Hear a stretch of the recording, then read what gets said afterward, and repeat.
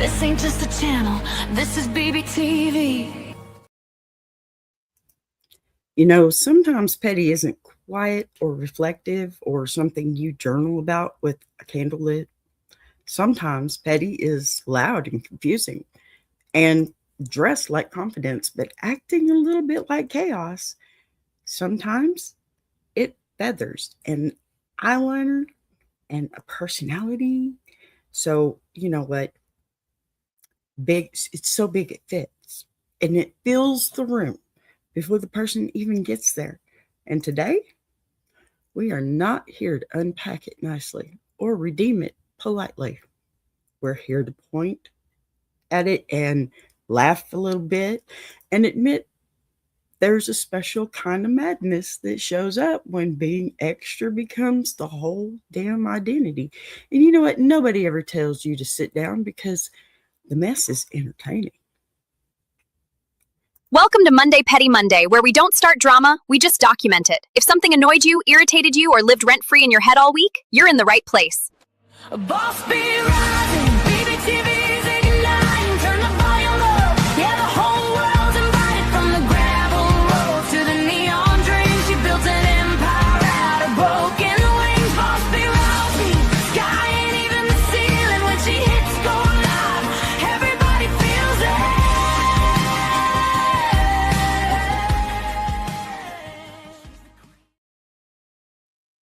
All right, y'all. Welcome to Ask a Bee and welcome to Monday Petty Monday, which is not here to heal you, okay? Guide you or gently hold your hand through self-improvement, because sometimes the most honest thing you can do is admit that life is absurd.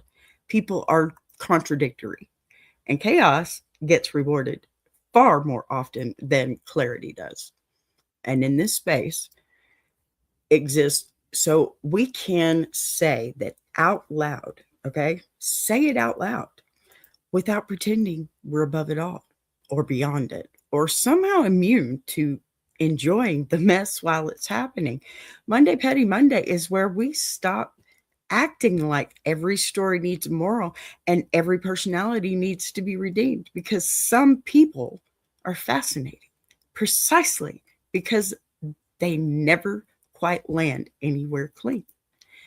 And some seasons of life are less about growth and more about watching the wheels wobble and asking yourself, why does everyone keep cheering like that's stability? There's a particular flavor of petty that shows up when somebody realizes that being confusing keeps the spotlight warm, when contradiction becomes charisma, when unpredictability starts paying the bills, and suddenly nobody is interested in asking whether the person inside all that noise ever gets to clock out, because the spectacle is too entertaining to interrupt. And the thing is, we all participate in this. Pardon me.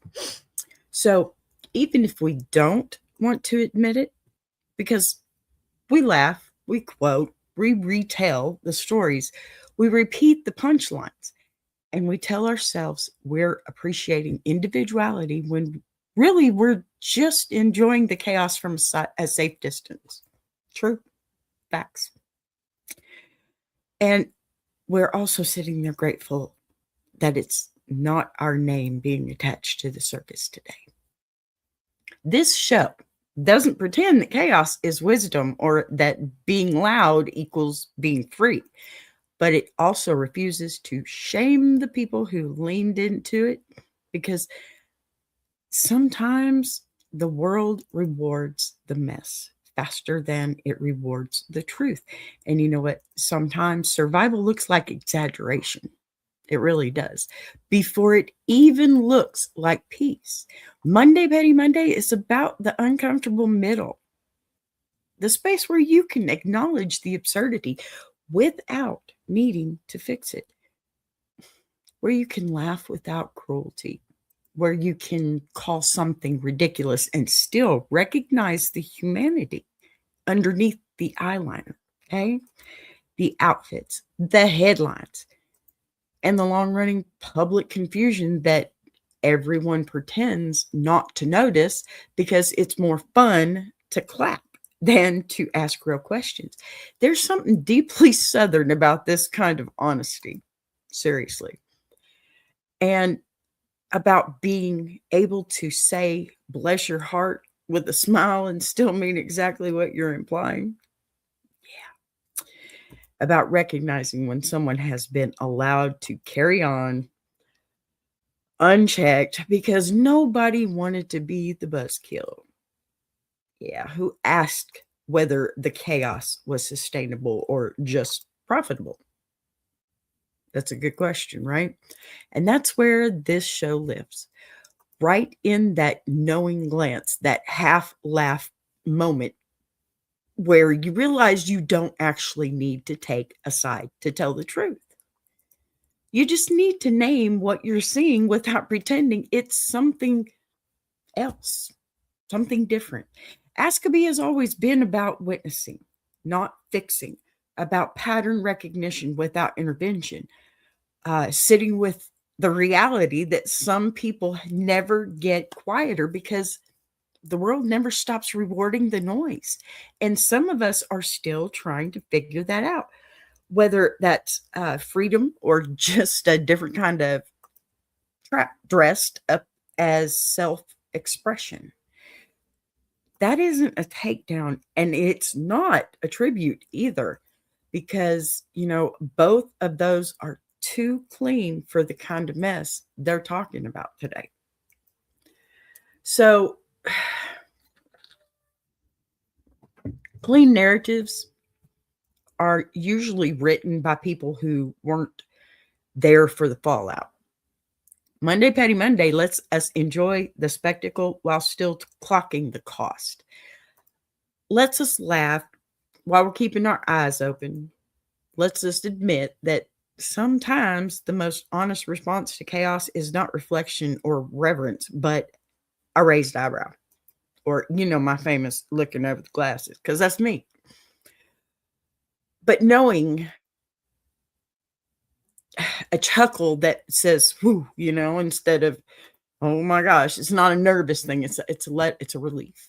That's a lot. And I'm glad it's over there and not in my living room. If you're listening today and you feel that little spark of recognition, that sense of having watched something unravel in real time while everyone else called it iconic, you're exactly where you're supposed to be today, because this space isn't about judgment or absolution. It's about naming the uncomfortable truth that chaos can be entertaining, confusing, magnetic, and, well, exhausting all at once. Sometimes the pettiest thing that you can do is stop pretending otherwise. Seriously. What good is that going to do you to pretend? So, even the psychic moment that, that carries some kind of pattern, the initial dismissal, the skepticism, worn like armor, it's the subtle resistance to sincerity, followed not by surrender, but by a begrudging openness. I can't talk today. Y'all, this weather, I'm telling you, back and forth. So it's an openness that feels almost more honest because it wasn't eager or polished, just human enough to crack the shell for a second, because that's not someone being converted or humbled. That's someone allowing themselves to be momentarily unsettled without abandoning the persona that has kept them afloat for decades. And there's something oddly respectable about that, even if it's irritating. The mistake isn't in noticing the petty. It's in thinking the petty disqualifies the person. or that it suddenly makes them unworthy of attention when the entire appeal was built on refusing to behave in ways that make others comfortable. You don't have to love everything about someone to stop pretending. You're surprised by who they are, and that's the pivot I really hear happening here, okay? Pardon me. So what we do have here is a wonderful letter that well, I'm just gonna let it speak for itself because this is crazy right now. I've lost something in here and I don't know why, but here you go. Ready? I'm writing because I didn't expect my opinion to change as many times as it did, and it's bothering me more than I want to admit, because when Boy George first came onto the scene I was completely taken in by it, the look, the confidence, the refusal to fit neatly anywhere, and it felt exciting in that way things do when they shake up what everyone else is doing, but somewhere along the way that excitement started to turn into irritation, then eye-rolling, then a kind of second-hand embarrassment I couldn't quite explain, like the chaos stopped feeling rebellious and started feeling performative, like the point was no longer expression but provocation, and I remember thinking that he was trying too hard to be difficult just because he could. I drifted away without really meaning to, telling myself I had outgrown it, that it was all a little too much, too indulgent, too self-aware, and then years later I found myself watching him again on The Voice, and what surprised me wasn't that he was still dramatic or opinionated or unapologetic, but that he was also funny, sharp, oddly self-aware, and very clearly enjoying his own pettiness in a way that didn't feel mean so much as intentional, like he knew exactly how much chaos to bring into the room and exactly when to do it. I caught myself laughing when I expected to be annoyed, and that annoyed me even more, because it meant I wasn't done judging him the way I thought I was. What really sealed it, though, was watching that psychic reading with Tyler Perry, because I went into it assuming he'd scoff, dismiss it, play above it all, and for a while that's exactly what he did, challenging everything, deflecting, acting bored, almost daring the moment to impress him, and then slowly, almost against his own will, you could see something shift, not a big emotional breakthrough, not tears or confession, just a quiet recognition that maybe he didn't have all the answers and maybe he wasn't as untouchable as the persona suggested.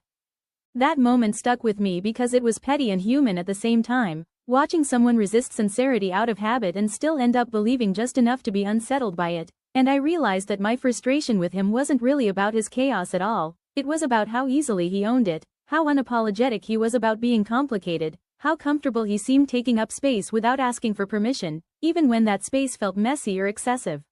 I don't know if I like him the way I did at the beginning, and I don't know if I ever fully stopped liking him either, but I do know that my judgment keeps circling back to curiosity, and I can't tell if that makes me fair-minded or just entertained by the very thing I claim to be tired of. Signed, Revolving Perspective. Okay, let's get back to this. I'm sorry, you'll have to forgive me. Mondays are hard on me, and I'm really actually questioning why I'm doing a show on Monday because I worked so hard on Sunday, and I've lost part of my intro for this, what I wanted to talk about before the letter. But now you've had the letter. Forgive me for jumping ahead of myself. I'm just a little on the tired side. Anyway, so what I hear in what you wrote, what you wrote isn't confusion so much as discomfort with your own inconsistency, I think. And that's the part worth sitting with because there's a difference between evolving your perspective and drifting in and out of admiration based on how entertaining someone happens to be in a given season. And when it comes to personalities built on excess, contradiction, and spectacle, you really don't get to be a fair weather fan without feeling that friction eventually. Some people are not designed to be consumed in phases, like when they're convenient and quietly shelved when they become exhausting, because the very thing that makes them compelling is the same thing that makes them difficult to tolerate over time. And pretending otherwise is just another way of asking chaos to behave. And you know then that doesn't work. So when someone builds their entire presence around being unpredictable and challenging and unapologetically extra, you don't get to selectively approve of that without participating in the same contradiction that you're critiquing, right?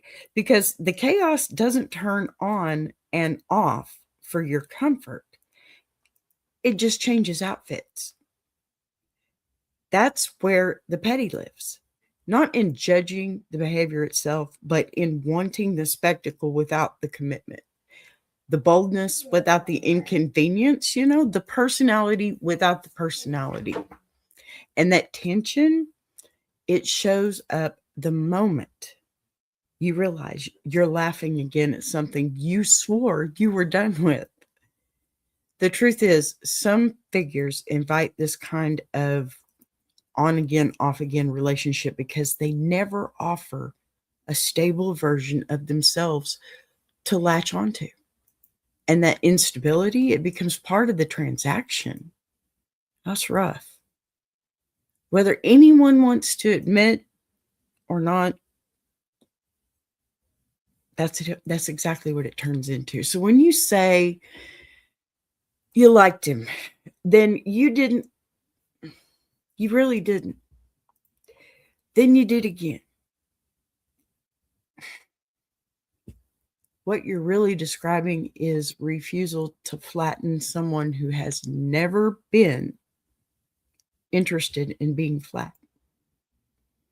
And yes, there are petty moments, plenty of them, moments that feel intentionally difficult, moments that read like resistance for resistance's sake, moments like the persona seems to step forward just to dare the room to deal with it. But that's not a flaw that suddenly appeared later. That was always part of the architecture, part of the deal. And the attention stuck in the first place. That's why. Watching on a platform like The Voice, and I just realized I have not even said the name yet. We are talking about Boy George today. Forgive me. But The Voice didn't soften that chaos, though. It reframed it, gave it boundaries and timing, and a wink that said, I know exactly what I'm doing here. And that awareness, it changes how the pettiness lands because intentional chaos hits differently than conscious mess, right? So I'm going to go ahead and get into this story because we are talking about none other than Boy George. We know there's been some petty stuff back there. We know this, okay? Let's not mess that one up. Hold on.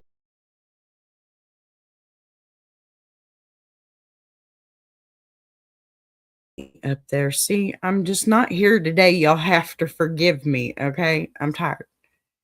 So, Boy George, there's something about the way chaos ages in public that makes it feel louder over time instead of quieter. Because when someone starts out as disruptive and new, the world calls it innovation, okay? But when they keep going without sanding down the edges, it suddenly gets renamed as excess, ego, refusal to grow, even though nothing fundamental changed. It never actually changed, except the audience's tolerance. Watching someone like Boy George move through decades of visibility is like watching a person refuse to retire a character that the world keeps asking for on one hand and criticizing on the other. Yeah, I'm sorry. My dogs are being distractions today, and it's really starting to get on my nerves here. I'm sorry. This is just not a day for me, apparently. I'm tired. I work 3 jobs, y'all. And yes, my YouTube is one of them. So, contradiction alone is enough to make people restless because we love spectacle until it reminds us that it never promised us comfort.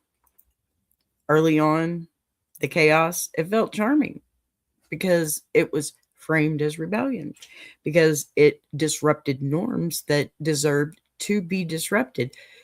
Also, because it made people uncomfortable in ways that felt useful. And there's generosity audiences extend in those early phases where confusion is still exciting and unpredictability feels like freedom rather than fatigue. But the longer someone stays committed to being larger than the room, the more the narrative shifts because the audience starts to believe they're entitled to evolution on their own terms, but not the artist's terms. Okay. And suddenly the same behavior that once felt brave gets labeled indulgent, childish, stubborn, simply because it didn't arrive on a timeline that felt, I guess, satisfying to watch, I guess. But that's where the petty really starts to simmer. Not in the outfits, not the commentary, deliberate provocation, but in the collective impatience that builds when a person refuses to shrink themselves into something easier to consume, easier to summarize, easier to defend at dinner parties. Boy George has always carried a kind of theatrical defiance that dares the room to decide whether it's witnessing authenticity or performance. And the answer has always been inconveniently both, which frustrates people who want clean categories, moral clarity, where there was never any intention to provide them. The pettiness shows up when the audience decides they want the early magic without the long term mess, when they want the rebellion frozen in amber, stripped of its complications, cleaned up just enough to feel nostalgic without being challenging.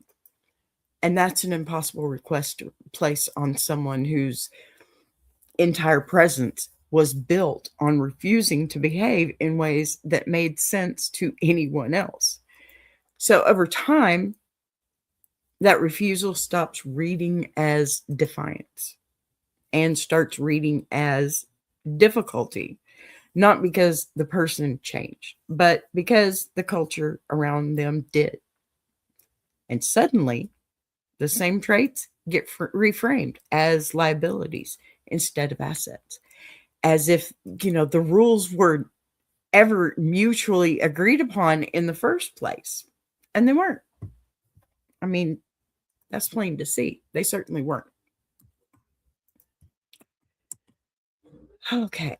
So, watching this unfold, it feels chaotic, but because it exposes how transactional admiration really is, how quickly affection turns conditional once the entertainment value starts asking more of the audience than applause, and how petty it feels to keep showing up,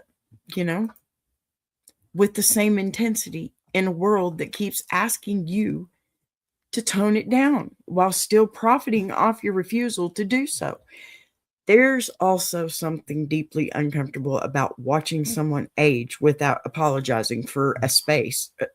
And it's their space that they take up. But because it reminds people that self-expression doesn't automatically soften with maturity. And that's not every arc bends towards restraint or minimalism or even quiet wisdom. No matter how badly we want that narrative to be universal, Boy George never really pivoted towards being digestible and instead leaned into being unmistakable, which reads as arrogance to some. and integrity to others, depending entirely on how much chaos your personality is willing to take and tolerate before you decide it's too much work to keep paying attention, you know. That tension is what makes the story endlessly watchable and endlessly irritating, because there's no resolution on offer, no moment where the character steps aside and lets a simpler version take over, no satisfying turn where the mess gets redeemed into something clean enough to celebrate without caveats.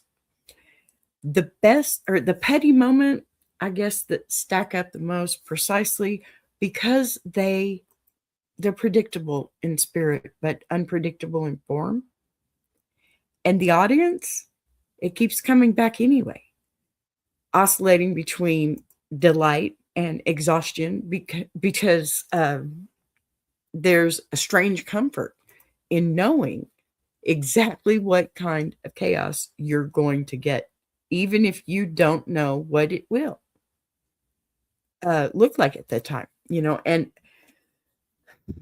sorry, maybe that's the part people struggle to admit. I think that's the irritation is tangled up with familiarity, that the eye rolling exists alongside a kind of grudging respect for someone who would never pretend to be anything other than what they were, even when the consequences shifted and the tolerance narrowed.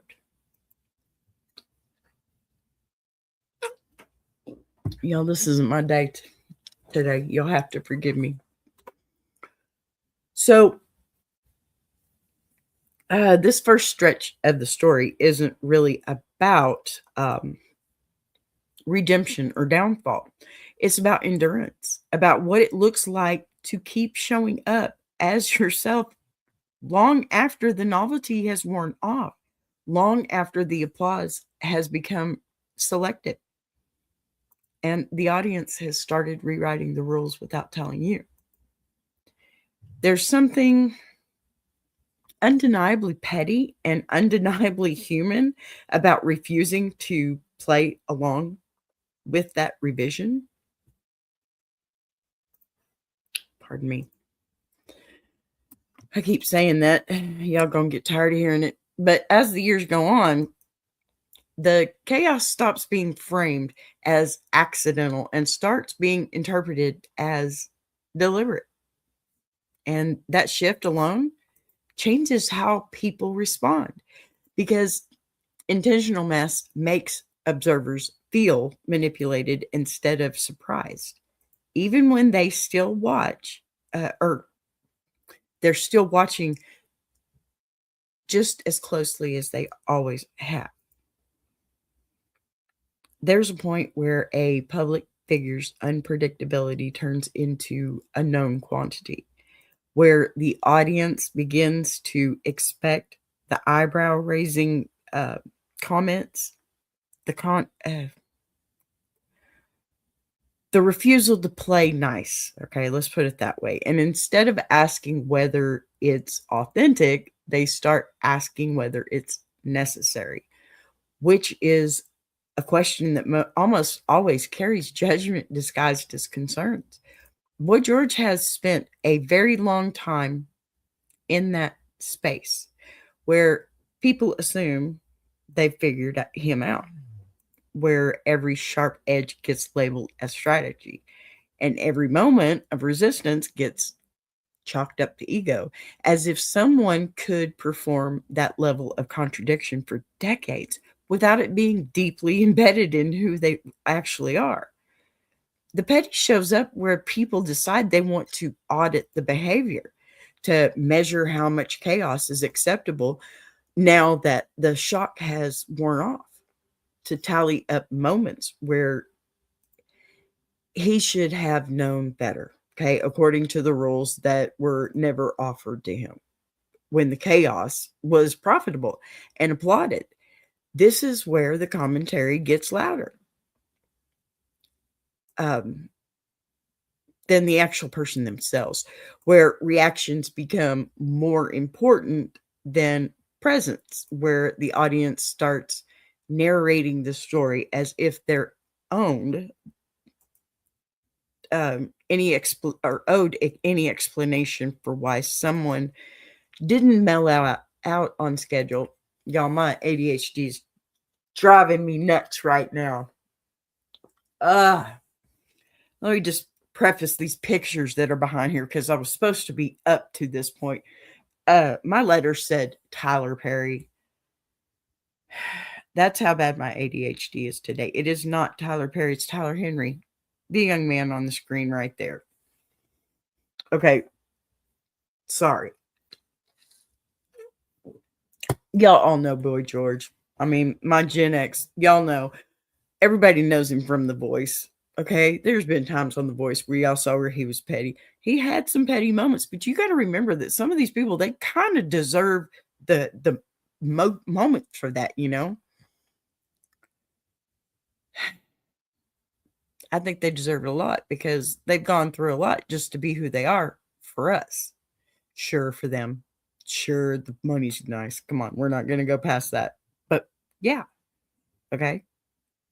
So watching him lean into his opinions, challenge people in rooms where politeness is the currency, and resist the soft focus treatment reserved for legacy figures feels totally uncomfortable because it's disruptive. And it disrupts the fantasy that time automatically refines people into something easier to digest. There's a particular kind of irritation that comes from watching someone refuse to perform gratitude for their own relevance. And they refuse to soften their edges just to reassure the audience that everything is under control, and that irritation often gets mislabeled as concern for growth when it's really about discomfort with unresolved intensity. I think we all know that's true. I think that's true for anybody. So the pettiness isn't just in the comments or the confrontations. It's in the refusal to offer closure, in the way he keeps showing up with opinions that don't care whether they land well, in the way he seems almost amused by the tension it presents, as if daring the room to decide whether they're entertained or just offended this time. That posture frustrates people who want a clear arc, who want proof that the chaos was leading somewhere respectable. Because unresolved stories make us feel foolish for just having invested attention in the first place. And yet, the same unresolved quality is exactly what keeps the storyline alive, because predictability is boring and polished. Redemption arcs are always easy to forget.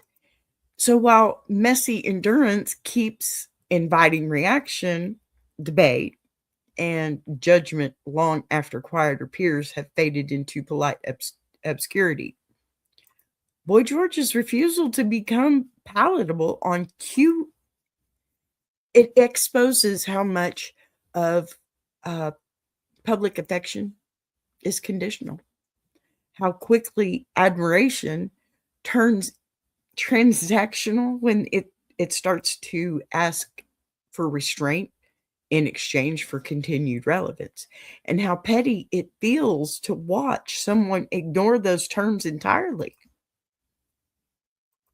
There's also a strange kind of honesty in that refusal.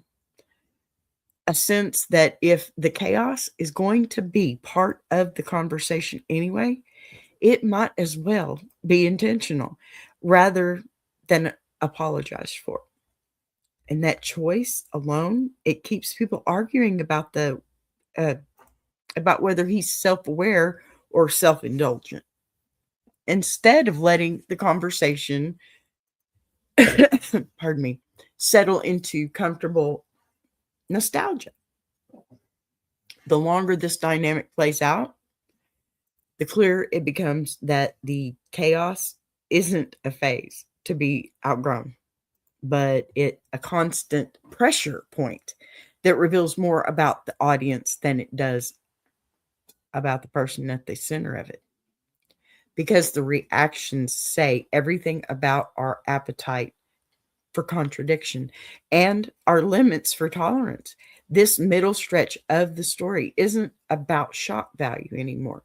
It's about the friction, about what happened when someone keeps refusing to resolve themselves into a version that makes sense for everyone else's expectations.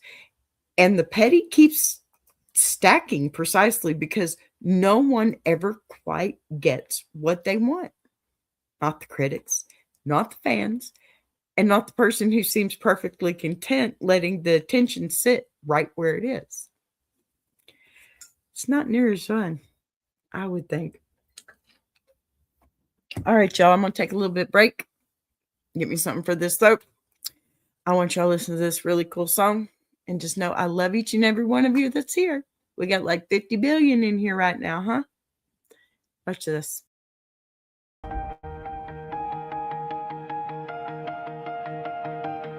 She came from the quiet storms, built a fire from the ground, turned a whisper to a warning. Now her voice shakes the town. Every setback was a lesson.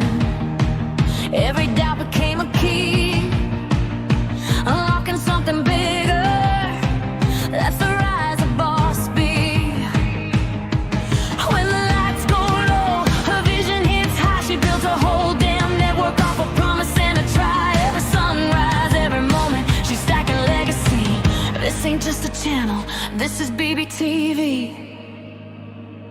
Boss B rising, BBTV's igniting. Turn the volume up, yeah, the whole world's invited. From the gravel road to the neon dream, she built an empire out of broken wings. Boss B rising, I ain't even the ceiling. When she hits go live, everybody feels it.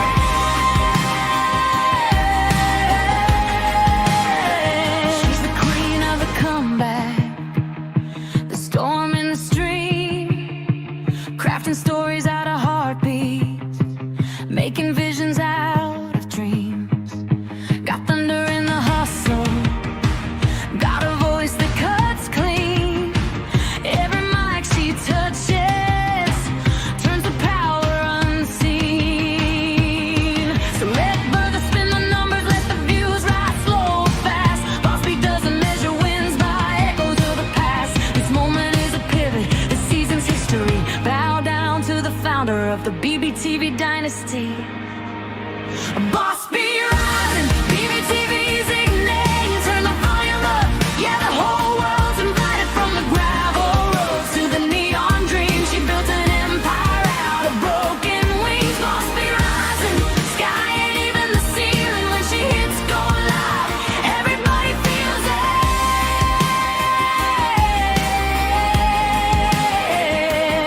She's got fire in the head, it's got truth in the frame, got a heart that won't retire and a gift you can't name. Every loop, every letter, every dream she sets free, it's a love note to the world sign.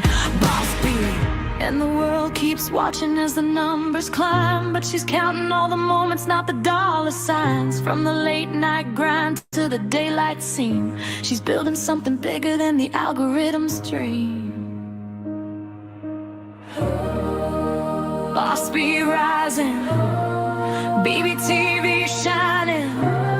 Her story's rewriting, a legacy in real time.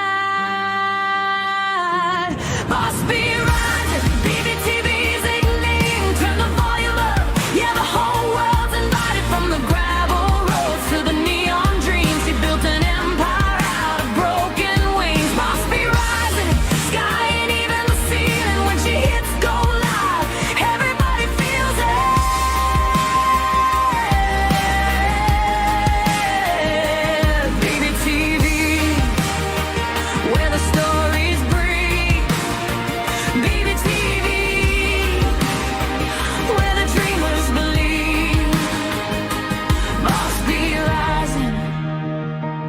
watch her take her place. This is BBTV. This is her grace.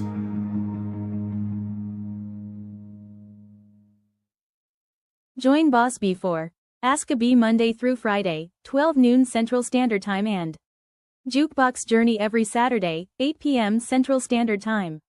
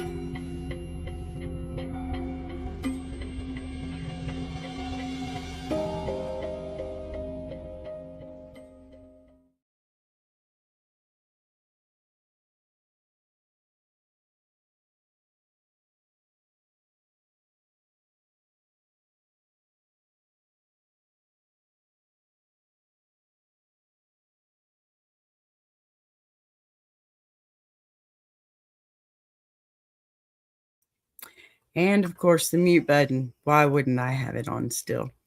So there's a point. This is the third time I've started this. I'm an idiot today. There's a point in long-running public chaos where resistance stops being reactive and starts becoming almost playful, where the person at the center seems fully aware of the role they're expected to play and decides to exaggerate it just enough to make everyone uncomfortable again. And that's when the petty shifts from defensive to performative without ever becoming fake. By this stage, Boy George isn't pushing back because he's misunderstood. He's pushing back simply because misunderstanding has become part of the ecosystem. And instead of correcting it, he toys with it, knowing full well that clarity would actually collapse the tension that keeps people watching. This is where people start accusing him of enjoying the chaos too much. And if enjoyment somehow disqualifies authenticity, as if surviving decades of scrutiny without humor would be the more respectable option, and that accusation reveals more about our expectations than it does about his behavior. The petty moments, they feel sharper because they're no longer surprising. They're anticipated. And anticipation turns irritation into a choice rather than a reaction. Because at this point, everyone knows what room they're walking into and still decides to sit down anyway. Watching him needle interviews, challenge assumptions, and refuse the polite elder statement posture feels like a deliberate rejection of the narrative arc. We like to impose on people who've been famous long enough. The idea that age should come with restraint, humility, and a softening of the self, as if intensity were something to be cured rather than lived with. There's something almost mischievous in the way that he resists being simplified, in how he seems to understand that once you let the world define you as settled, reflective, and safe, the conversation ends, and ending the conversation has never been the goal. The petty here isn't about cruelty or recklessness. It's about refusal. Refusal to become background noise in his own story. Refusal to let comfort replace curiosity. Refusal to offer easy sound bites that would allow people to stop paying attention without guilt. This phase exposes how deeply we rely on public figures to reassure us that everything eventually makes sense, that growth looks the same for everyone. That time, it smooths out all contradictions if you just wait long enough. And when someone refuses to perform, that reassurance is felt almost like a personal affront, to tell you the truth. And I mean, yeah, why not? Society does everything else to them. Why not? So the chaos becomes less shock and probably more endurance about how long someone can keep being unapologetically themselves in a culture that rewards reinvention only when it follows approved scripts. That endurance starts to feel provocative in its own quiet way. People call it stubbornness, arrogance, ego, anything that allows them to dismiss the discomfort of watching someone remain unresolved. Because unresolved stories don't offer the emotional payoff that we're trained to expect from longevity. And yet, there is a strange consistency in that refusal, a through line that says this was never about being liked correctly, never about earning approval through refinement, but about occupying space in a way that feels truthful, even when it's inconvenient. The petty moments pile up here because they're no longer accidental collisions with expectation. They're deliberate friction points, small reminders that persona and the persona have long since fused into something that it just can't be easily separated or managed. Y'all, give me a second. I'm sorry.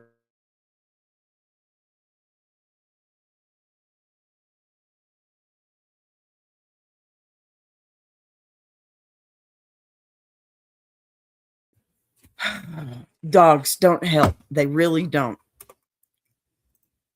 Oh, Patty friend. I love you, honey. Thank you. I'm so sorry I'm such a scramble today. Go lay down right now and be quiet. Go. I'm going to soak you. I have weapon. It's full. Full bottle of water for that mess. So that fusion, it unsettles people because it removes the safety net of thinking the chaos is just a phase, just an act, just something that will eventually be replaced by wisdom. We recognize and respect. Instead, we're left watching someone who seems, I don't know, comfortable being both insightful and irritating, both sharp and unserious, both deeply experienced and utterly unwilling to perform reverence for that. Yes, you knew I was talking to him. Cats really hate water, right? But man, this dog, he hates it even more. He loves a bath. He loves taking a bath. He hates the other stuff. Wow. Yeah. I'm sorry. I'm a mess today. My brain is not here.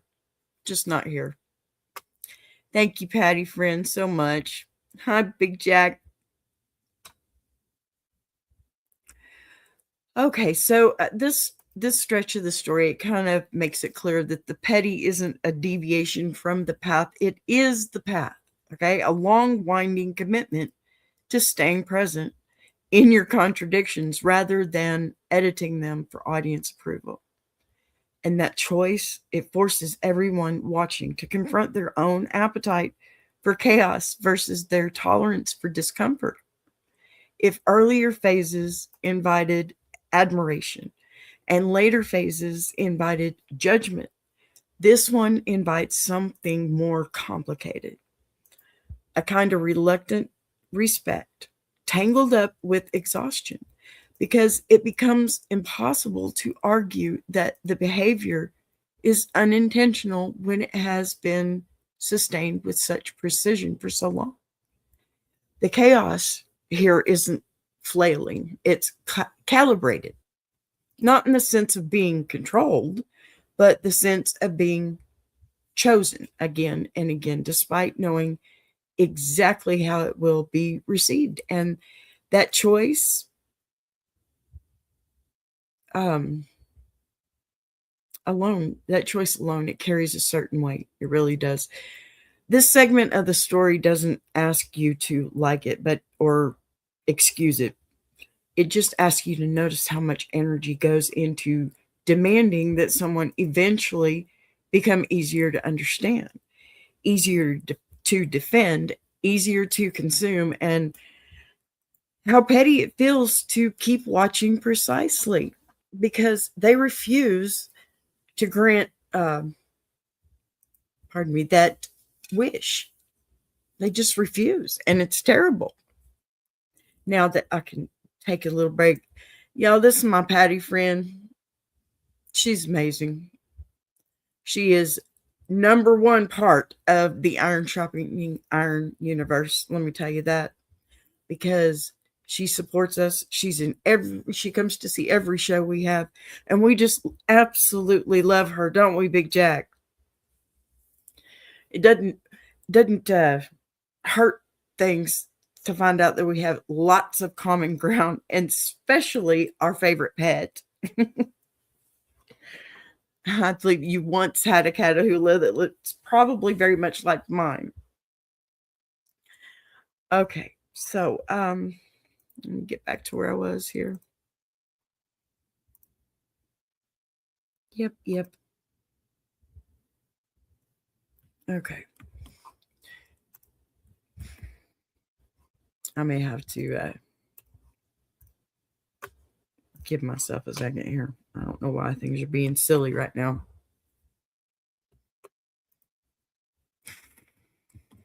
It's because my head's not on today. Yes, Patty is the bestest. See, that's exactly true. So, what makes this phase so compelling and so divisive is that it leaves no room for casual engagement, no neutral stance, where you can enjoy the performance without grappling with your own expectations. Because by now you either accept the chaos as integral or you resent it for refusing to transform into something easier to admire. This is where Fairweather fandom collapses under its own weight, because you can't claim nostalgia without acknowledging the continuity. You can't celebrate the icon while rejecting the behavior that sustained the visibility. And you really can't applaud the confidence while recoiling from the discomfort it creates. And that contradiction forces a reckoning, whether anyone wants it or not. Seriously, the pettiness by this point feels less like misbehavior and more like consistency, a refusal to betray the through line, simply to satisfy a narrative arc that makes everyone else feel better about sticking around. There's something almost grounding about that consistency, even when it's aggravating, because it removes the illusion that we're watching a work in progress, moving towards completion, and instead asks us to accept that, stories don't resolve. Some of them don't. They persist. This final stretch doesn't invite closure or catharsis. I can't say that word. It invites recognition that the chaos we keep reacting to is the same chaos that drew attention in the first place. Recognition that our discomfort says as much about our desire for order as it does about the person refusing to provide it. Recognition that calling something petty is often a way of avoiding the deeper admission we're still engaged because the mess is familiar. By the time you reach the end of this segment, the question is no longer whether the chaos should have been handled differently, but whether our need for it to behave differently has ever been fair. Because expecting someone to outgrow the very thing that made them visible and just is just another form of consumption disguised as critique. This part of the story doesn't soften the edges or tidy the contradictions. It lets them stand exactly where they are, daring the audience to either take them as they come or finally walk away without pretending moral superiority, because lingering judgment is its own kind of participation. Maybe that's the most petty truth of all, that we keep showing up not because we're waiting for something to change, but because there's a strange comfort in watching someone remain exactly as unresolved as they've always been, refusing to give us the ending that we think we deserve. I don't think it works that way. I really don't. It shouldn't. I think these people, we got to remember they were human. They're all human, just like us. That's why I use artists as examples, because I think it's important to set those feelings into something that you can relate to. And if an artist has, had their moment in being petty, or maybe not so petty, or maybe somebody thinks they're petty and they're really not, kind of like, sorry, forgive me, but yes, kind of like our letter writer today, because I feel like it's petty to be a fair weathered fan. You can't like somebody only for a moment. You may not like their newer stuff. Okay, let me make you an example here. Metallica, okay? Y'all know I'm going to go back to it. Metallica. Their old stuff is amazing. Their second season, basically, pretty good. But all their new stuff just gives me a headache. Yeah. And it's not about the loud music. It's not about the metal music, heavy rock music. It's because I feel like they kind of just got lazy. And some artists do. That's the harder part for me. I can't stand it when an artist gets lazy or tries to be something else. Sure, they don't have to be the long-haired 80s hippie rock band, right? No, you don't have to be that. But don't deviate so much from that in your music. I don't think the music is Metallica anymore, to put it bluntly. It's just not. So, okay, I've got my hour out, and y'all know I love you. Patty friend, you're the best. I there's just no other way to say it. You are awesome. You're the best. I love you, girl. Thank you for being here for me. You too, Big Jack. I appreciate you. So before we leave this here, I want to be clear about something that matters, because naming chaos doesn't mean withholding affection, and calling out pettiness, it doesn't cancel appreciation. It just tells the truth more honestly. So there's room to laugh at the mess and still love the person. Thank you, Big Jack.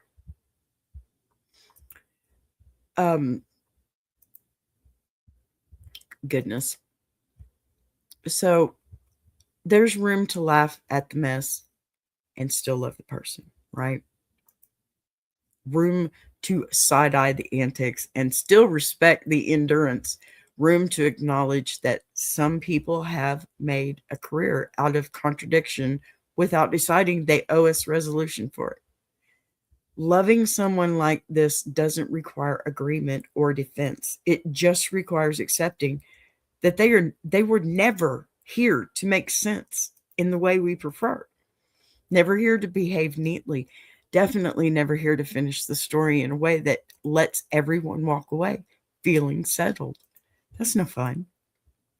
And maybe that's the quiet relief underneath all the commentary, because the realization that you don't have to keep renegotiating your feelings every time the chaos shows up, dressed a little differently, because the chaos has always been part of the deal. There's something oddly freeing about letting yourself enjoy the spectacle without pretending it's wisdom, about admitting that sometimes what draws us in isn't polish or growth, but persistence, presence, and the refusal to shrink just because other people are tired. This isn't about excusing behavior or turning mess into meaning. It's about releasing the pressure to be consistent in your admiration when the subject has never been interested in consistency themselves.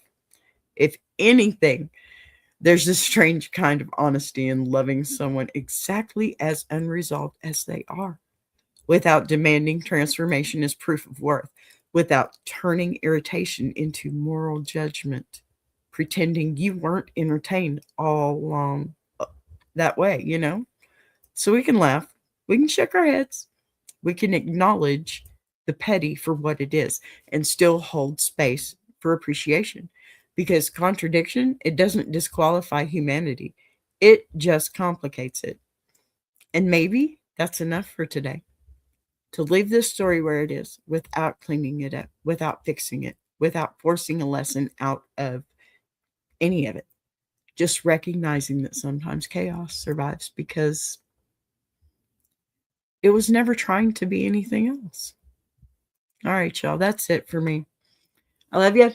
Watch these little promos I got going for you, too. Don't forget those. Y'all go see my friends Tuber Chat. They've been amazing help for me this past couple of weeks, and I'd really like for you to get over there. Thanks, guys. Bye-bye. Before we roll on, I want to take a second to shout out Tuber Chat, because once again they showed up and held space the way real community does. This channel isn't about noise or numbers chasing, it's about consistency, respect, and actually supporting creators without strings attached. That matters more than people realize.